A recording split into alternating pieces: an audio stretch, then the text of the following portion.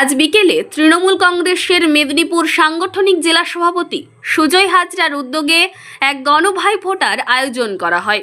শহরের 22 নম্বর ওয়ার্ডের কামারপাড়ায় জেলা সভাপতি সুজয় হাজরার নেতৃত্বে সকল ধর্মের পিছিয়ে পড়া 3 শতাধিক শিশু কিশোরকে নিয়ে এই গণভাইফোঁটার আয়োজন করা হয়।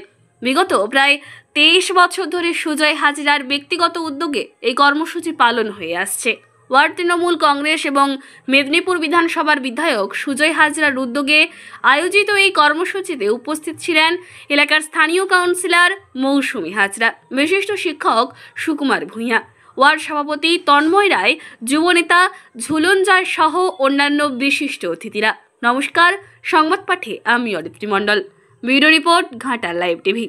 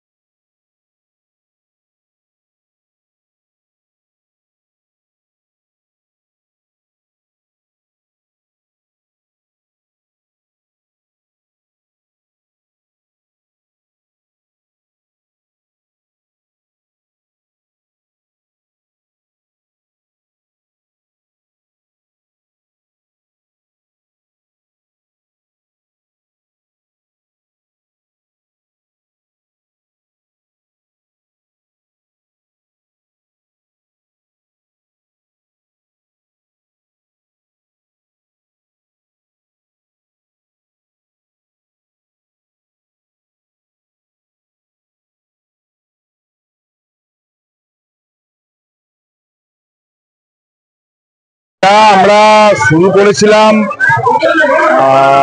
2003 সাল থেকে শুরু করেছিলাম। দেখতে দেখতে 22-23 বছর হয়ে গেল। তো উদ্দেশ্য ছিল একটাই, যে বুঝতেই পেরেছেন এই পাড়া 100% বিলো পভার্টি লাইনে, অর্থাৎ যারা আর্থিক দুর্বল সেই ধরনের মানুষেরা এখানে বসবাস করে। তো আমরা প্রথম দিনে আমাদের একটাই চিন্তা ভাবনা ছিল যে আমরা সম্প্রীতির একটা উৎসব আমরা এখানে করবো ভাইফোঁটাকে সামনে রেখে। কারণ আমাদের এখানে পাশাপাশি কামারপাড়া, ঈদগাহ মোল্লা, আকর্ষণনগর, কালগাং, এই যে বিস্তীর্ণ এলাকা, হিন্দু মুসলিম উভয় সম্প্রদায়ের মানুষ একসাথে এখানে বসবাস করে এখানে। এবং এখানে যেটা আমরা বলি না যে নানা ভাষা, নানা মত, নানা পরিধান, বিবিধের মাঝে দেখো মিলন মহান, সেই মিলন মহান স্থলটা অর্থাৎ মিলন ক্ষেত্র তৈরি করাকে সামনে রেখেই আমাদের এই গণভাইফোঁটা উৎসব। দেখতেই পাচ্ছেন যে কয়েকশো ছেলেমেয়েরা উপস্থিত হয়েছে, প্রত্যেকে আনন্দের সাথে এটা উৎসবটা পালন করে। আবার বলছি যে সবারই একটাই আমাদের লক্ষ্য থাকে, আমাদের বাংলার যে শান্তি, সম্প্রীতি, ঐক্যের, ভ্রাতৃত্বের যে বাতাবরণ আছে সেটাকে শক্তিশালী করার লক্ষ্যে আমাদের এই ভ্রাতৃদ্বিতীয়া অনুষ্ঠান।